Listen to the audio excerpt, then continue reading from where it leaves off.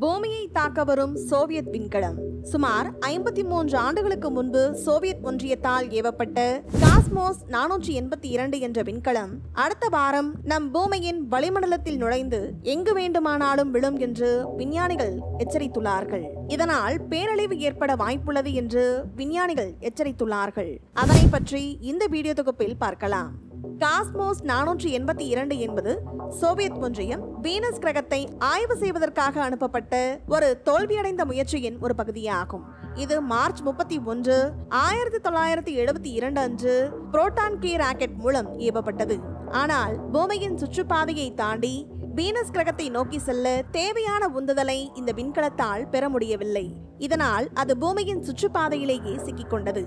நம் பூமியை சுற்றும் எந்த ஒரு பொருளும் வளிமண்டலத்தின் மிக மெல்லிய அடுக்குகளுடன் உராய்வதால் படிப்படியாக வேகத்தை இழக்கத் தொடங்குகிறது.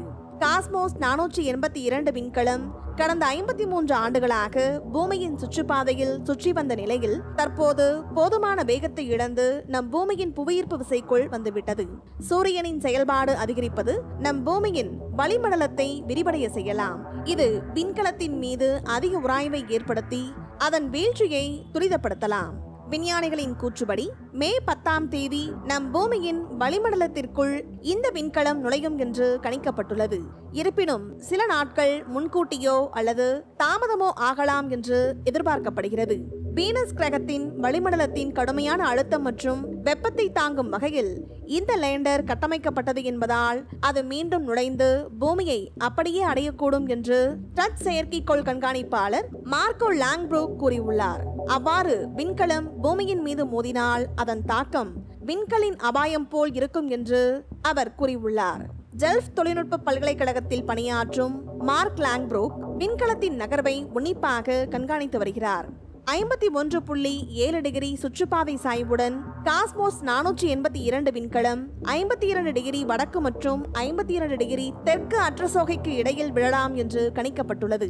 விண்கலத்தின் பெரும் பகுதி சிதைவுகள் கடலில் விழும் என்றும் அதே வேளையில் நிலத்தில் கணிசமான தாக்கம் ஏற்பட வாய்ப்புள்ளது என்றும் அவர் கூறியுள்ளார். அவர்களின் கூற்றுப்படி காஸ்மோஸ் 482 அடுத்த வாரம் பூமியின் வளிமண்டலத்தில் மணிக்கு சுமார் 242 கிலோமீட்டர் வேகத்தில் நுழையக்கூடும். இந்த வேகம் மிகவும் அதிகம். வளிமண்டலத்தில் நுழையும் போது ஏற்படும் உராய்வு காரணமாக பெரும்பாலான பாகங்கள் எரிந்து சாம்பலாகிவிடும் என்று எதிர்பார்க்கப்படுகிறது.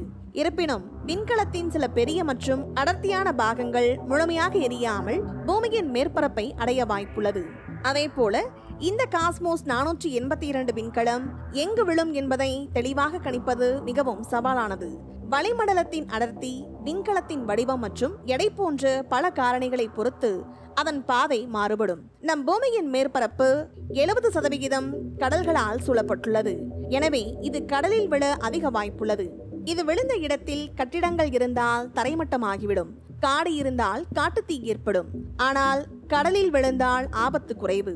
மேலும் ஒரு சில விஞ்ஞானிகள் இது விழக்கூடிய ஒரு சில இடங்களை கணித்துள்ளார்கள். New York, London, Paris, Tokyo, Beijing, Sydney, Santiago, Johannesburg போன்ற இடங்களில் இந்த விண்கலம் விழும் வாய்ப்பு அதிகம் என்று கூறியுள்ளார்கள்.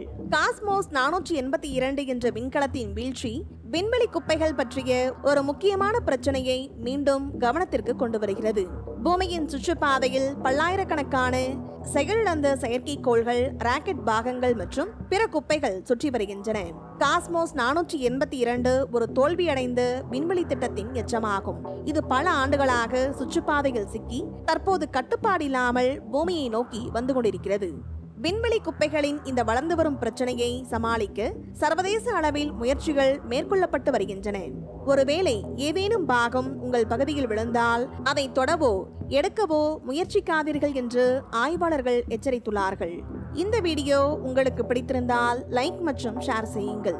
மேலும் இது போன்ற சுவாரஸ்யமான வீடியோக்களுக்கு எங்கள் சேனலை சப்ஸ்கிரைப் செய்யுங்கள். நன்றி.